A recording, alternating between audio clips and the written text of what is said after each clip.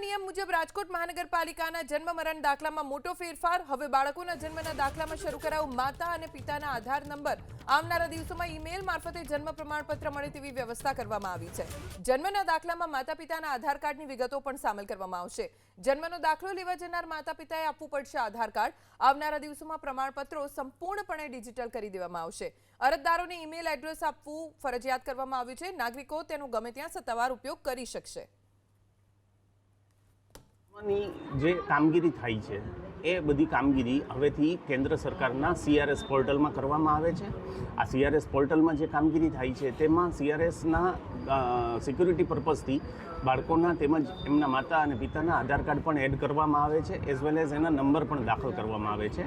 એટલે આનાથી ભવિષ્યમાં કોઈ પણ ડેટા મિસમેચનો કે ક્યાંય પણ જગ્યાએ પ્રોબ્લેમ નહીં થાય અને બાળકોનું ભવિષ્ય છે એ જન્મને લઈને ક્યાંય અટકશે નહીં। જે પ્રમાણપત્ર અપડેટ કરવા આવે એ લોકો સાથે બાળકનું તેમજ માતા અને પિતાનું આધાર કાર્ડ સાથે રાખે અને એનાથી બધી સિક્યોર ડેટા થઈ જશે અને સાથે સાથે એ લોકો ઈમેલ એડ્રેસ પણ લઈને આવે, કારણ કે હવેથી પ્રમાણપત્રો ડિજિટલ સ્વરૂપે મળે છે। ઈમેલ એડ્રેસ એક વખત રજિસ્ટર થઈ જશે એટલે તમારું ક્યારેય પણ તમારે જોતું હશે તો પોર્ટલમાંથી પણ ડાઉનલોડ થઈ જશે અને આ ડિજિટલ સ્વરૂપ ક્યાંય પણ યુઝ પણ કરી શકશો।